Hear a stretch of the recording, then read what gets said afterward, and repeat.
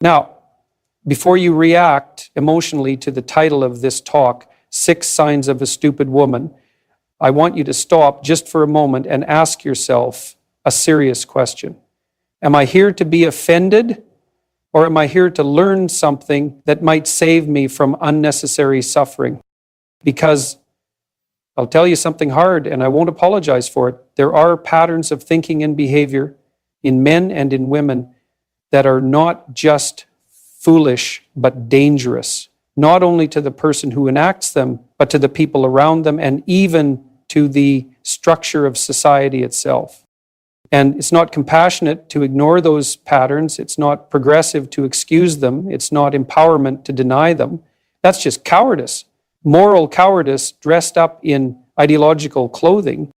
So if you're brave enough to confront uncomfortable truths, not about others, but potentially about yourself, then stay with me, because I'm not here to insult you.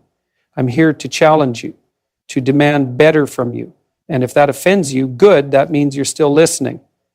Now, the first and perhaps most fundamental sign we're dealing with here is the refusal to take responsibility and the compulsive, reflexive habit of blaming others for the state of your life. That's not just a mistake. That's a philosophical error with profound psychological consequences. It's not just wrong, it's destructive. See, we live in a culture that increasingly teaches young people, especially women, that their problems are almost always someone else's fault. If you're unhappy, it must be because of oppressive systems, or toxic people, or childhood trauma, or institutional bias, or the fact that someone didn't validate your feelings at the exact moment you thought they should. Now, I'm not saying those things never matter. Of course they do.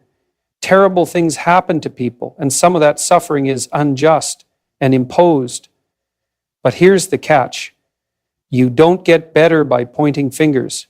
You don't get stronger by assigning blame. In fact, you become weaker. You become a slave to your environment, a product of whatever hurt you, with no agency, no self-respect, and no plan. And that's hell. It's not metaphorical hell. It's the real psychological kind, the kind that breeds bitterness, envy, resentment, and eventually hatred. When you abandon responsibility, what you're really doing is handing over your internal authority. You're saying, I don't have the power to change anything because I'm not the one causing the problem. And that belief is poisonous. It paralyzes you. You sit there waiting for the world to apologize, to change, to give you what you think you deserve.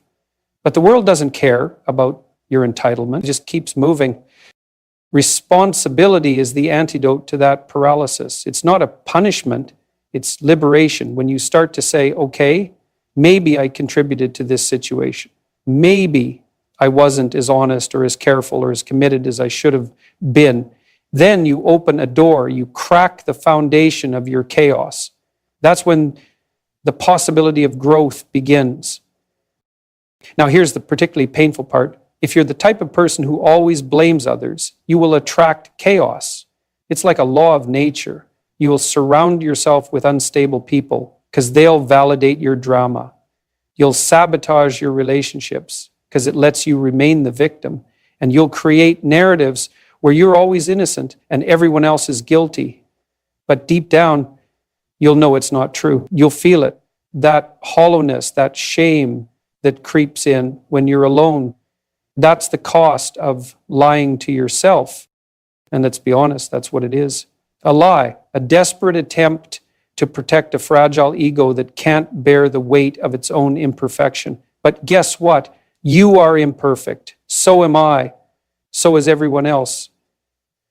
The mature path, the intelligent path, is to face that directly and do something about it, not hide behind excuses. Some people will say, well, I had a rough childhood, or people have mistreated me, and they use that to justify every bad decision they make for the next 20 years. But that's not healing. That's a story, and a very dangerous one. Because the longer you live inside that story, the harder it is to change the ending. Let me ask you something. What happens to a woman who constantly avoids responsibility, who blames every failure on sexism, or her parents or her friends or her boss or the toxic energy in the universe, I'll tell you what happens. She becomes shallow, she becomes resentful, she becomes emotionally fragile and intellectually lazy, and worst of all, she becomes incapable of love, real love, because love requires accountability.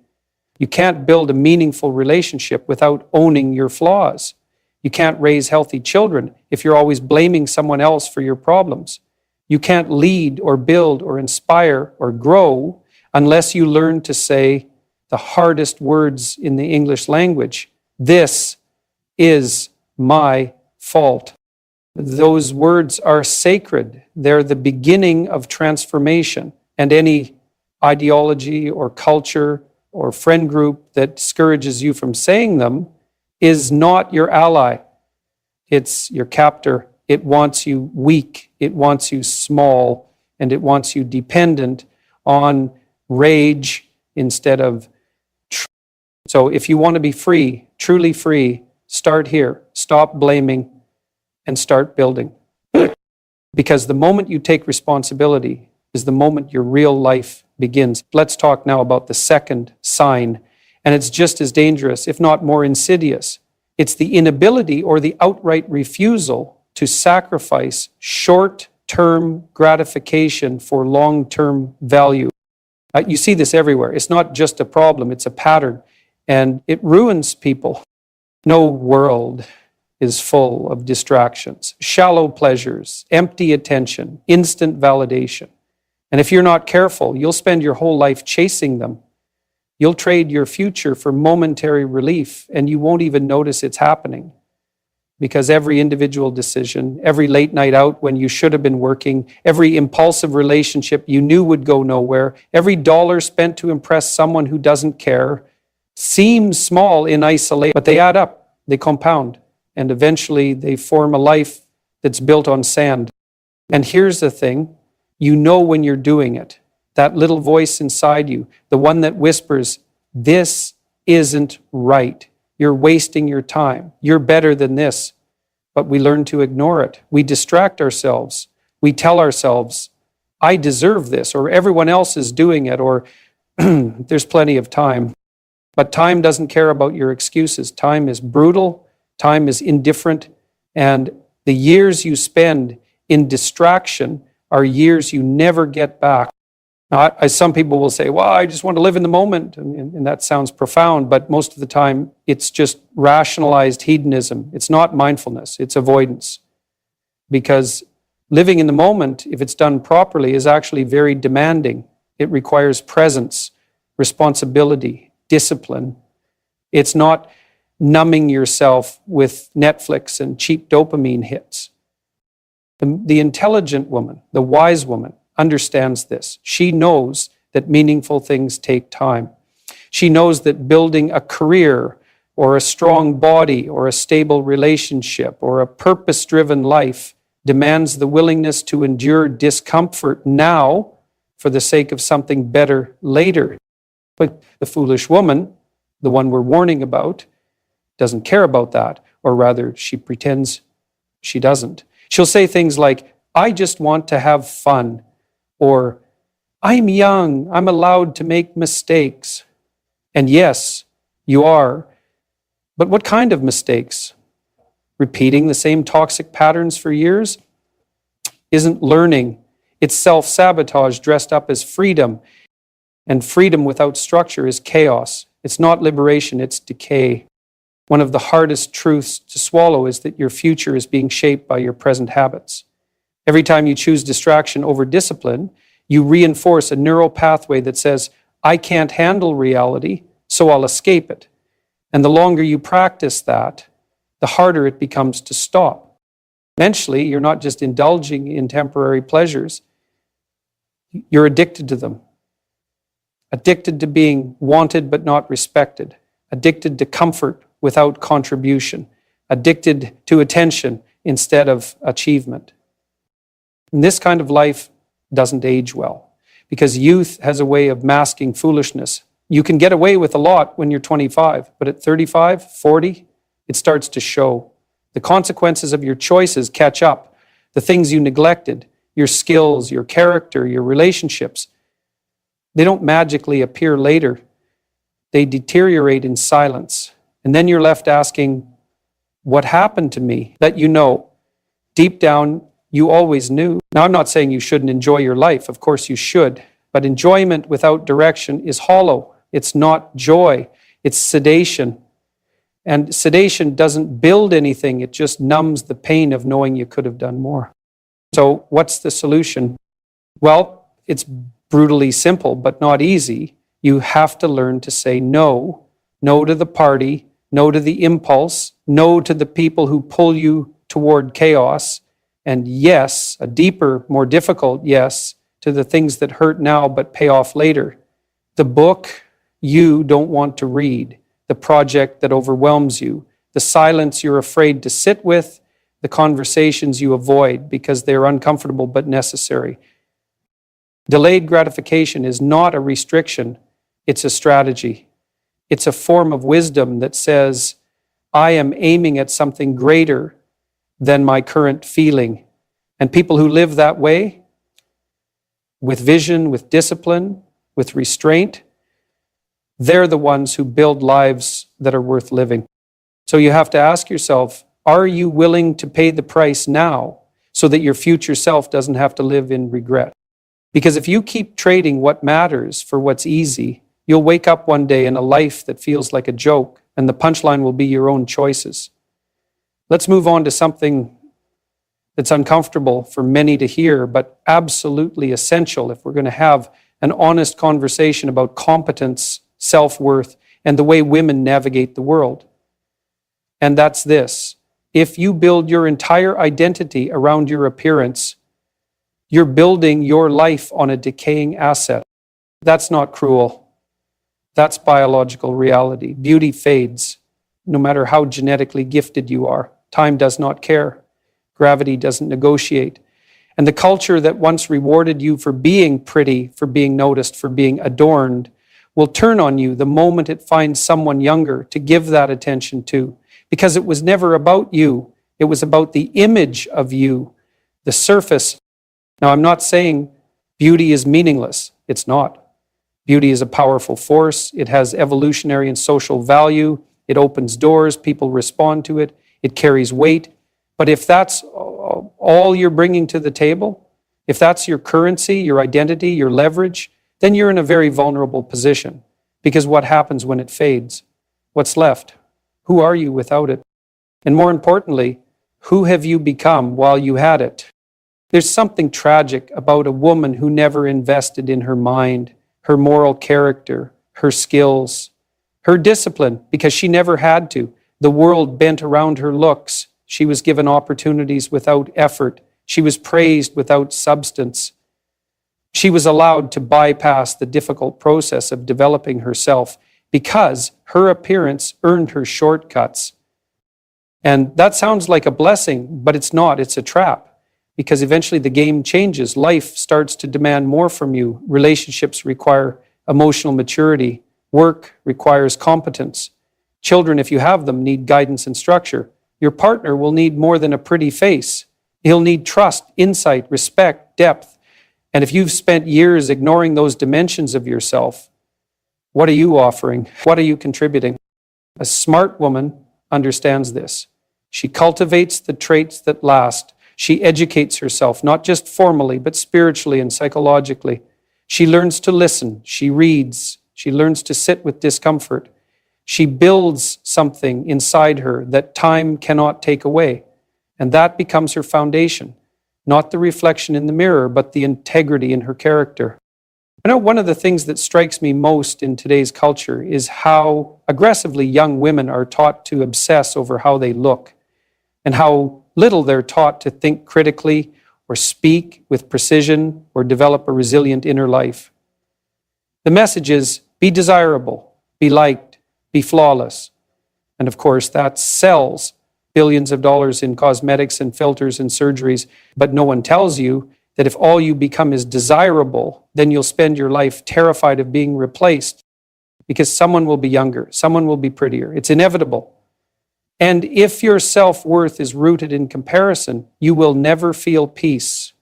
It doesn't matter how many compliments you collect or followers you gain. You'll live in anxiety. You'll measure your value by the attention you receive, which is the most volatile and soul-crushing metric you could possibly use. But competence, now that's something else. That's real. That's earned. That's untouchable. When you develop competence, you become useful. And when you're useful, you're needed. You're respected. You walk into a room with quiet confidence, not because you hope to be admired, but because you know what you're capable of. That's power, and it's attractive. Not in a superficial way, but in a lasting way. A woman who is wise, sharp, disciplined, she holds the room differently. She doesn't beg for attention. She doesn't manipulate with appearance. She simply is solid, grounded, clear. That kind of presence doesn't fade. It grows. Now, some people will hear this and say, well, can't I be both beautiful and competent? Of course you can. That's not the point. The point is where you put your identity. Where do you root your value? Because if your beauty is just another aspect of you, something you honor but don't depend on, then it can be a gift instead of a burden. But if it's all you are, then the clock is ticking and eventually it stops. So ask yourself honestly, am I cultivating a self that will endure, or am I just trying to maintain a version of myself that will inevitably disappear?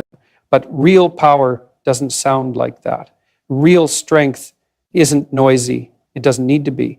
Because when you actually know what you're talking about, when your words are grounded in reality, in experience, in truth, then you don't have to scream. People listen, not because they're afraid, but because they trust you've got something worth hearing. You know, the woman who thinks she has to be loud to be taken seriously has already conceded something crucial, that her ideas on their own aren't enough. So instead of deepening her thinking, she amplifies her tone. She confuses intimidation with influence. And while she might get attention, what she doesn't get is respect. Because respect doesn't come from volume, it comes from coherence, from making sense in a world that's lost the ability to distinguish noise from wisdom. Look, speaking with conviction isn't the problem. You should speak with conviction, you should speak clearly, precisely, truthfully. But clarity is not the same as force, and confidence is not the same as combativeness. What's really happening in many cases is emotional reactivity, a lack of internal structure, a weak foundation masked by theatrical defiance. Because if you dig just a little below the surface, you often find uncertainty, confusion, pain, not principle. And that's the tragedy, because that energy could be directed toward real growth. It could be used to build insight, not just arguments. Now, here's something you need to understand about influence, especially in relationships, workplaces, families, the domains where most of life actually unfolds. People don't respond well to coercion. They might comply in the moment. They might stay silent, but deep down, they're retreating. They're calculating how to avoid you, how to disengage from you, how to outlast your emotion without being pulled into it. So if your power comes from your ability to dominate a room emotionally, you're not leading, you're exhausting people, you're replacing dialogue with drama. And the cost of that over time is immense. You lose allies, you isolate yourself. You begin to believe that being feared is the same thing as being respected, but it's not. One builds connection, the other breeds distance.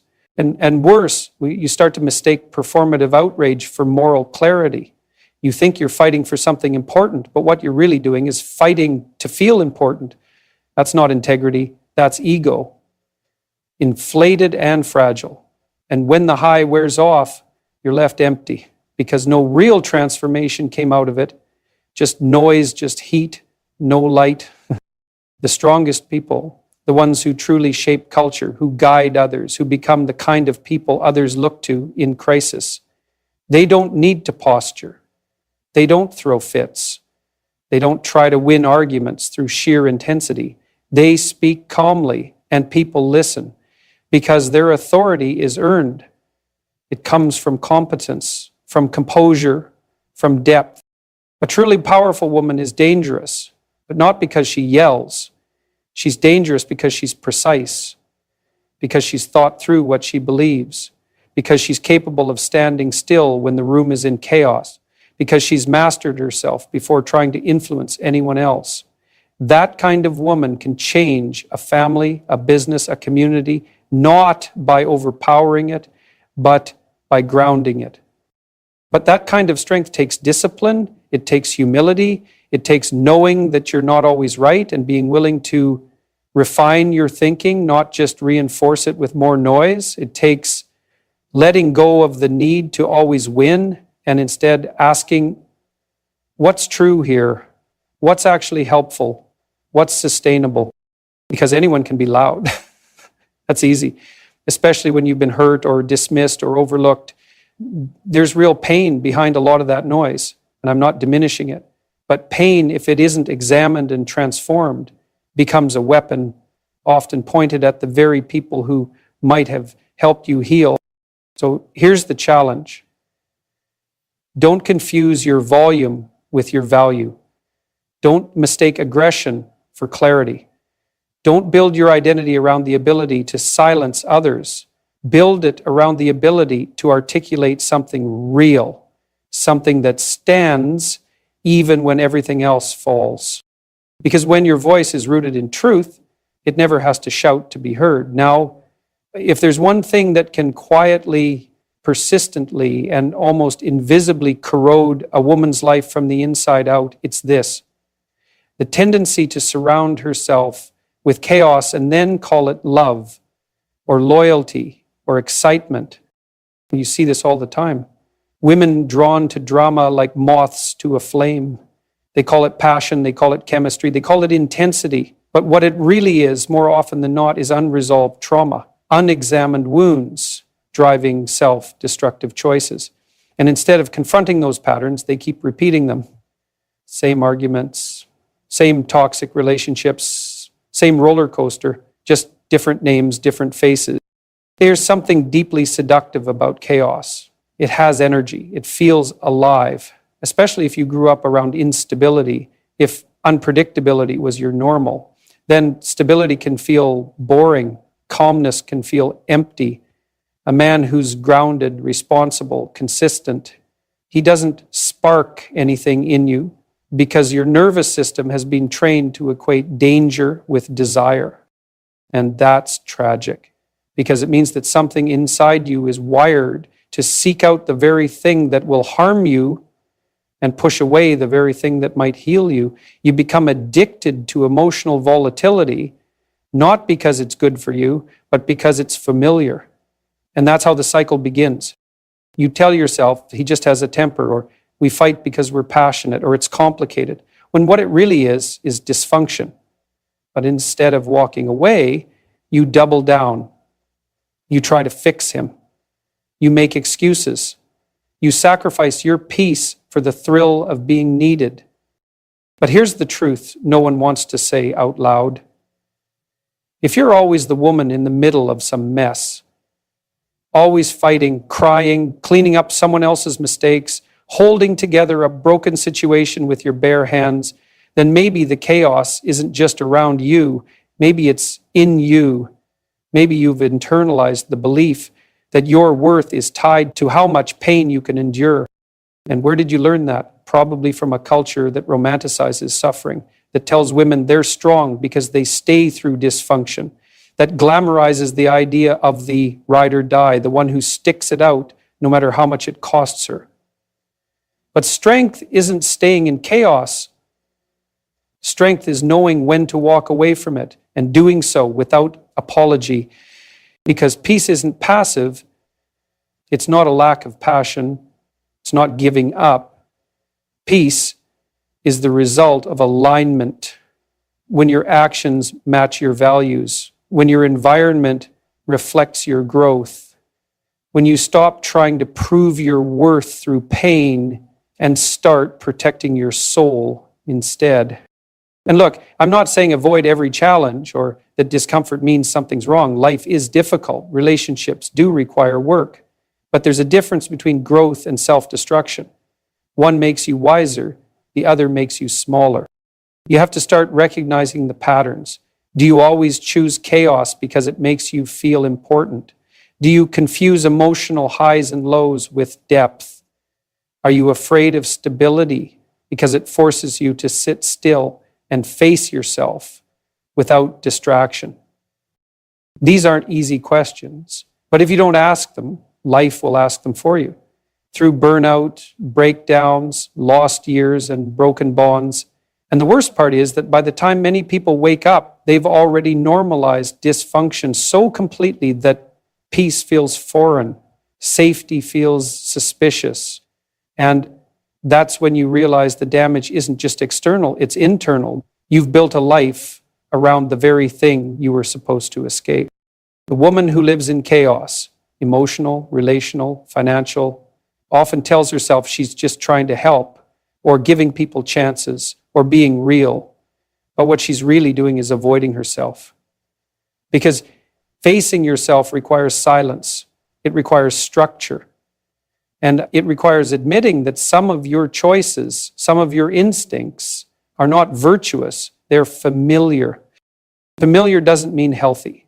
And if you want to grow, truly grow, you have to stop treating your emotional instincts as gospel. Not every feeling is true, not every desire is wise, and not every storm is meant to be danced in. Some are meant to be walked away from. You become the architect of your life by choosing what you tolerate. And if you keep tolerating chaos, don't be surprised when your life keeps burning to the ground. Because if you can't live without chaos, then chaos will become your identity. And one day you'll forget who you were before the fire. There's a kind of woman, and you'll recognize her if you've paid attention, who refuses to take responsibility for anything that goes wrong in her life. Every failure, every broken relationship, every missed opportunity, every bout of bitterness or chaos is always someone else's fault. Her boss is unfair. Her ex was a narcissist. Her friends betrayed her. Her family didn't support her. The world is out to get her. And she actually believes it.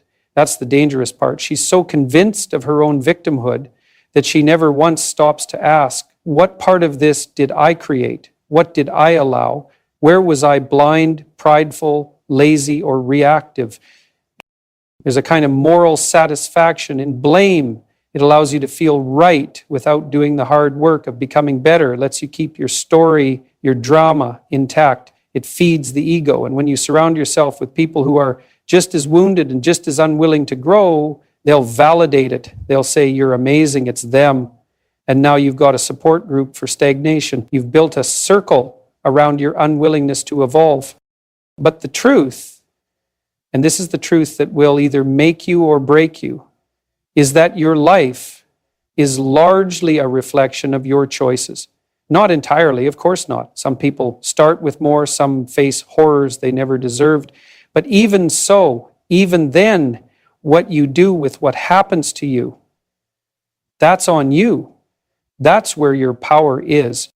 And if you abandon that responsibility, you abandon your power. You might win sympathy, but you'll never build strength. Because sympathy doesn't transform you. It just lets you stay broken a little more comfortably. Now, responsibility doesn't mean self-blame. It's not about taking on guilt for everything that's happened in your life.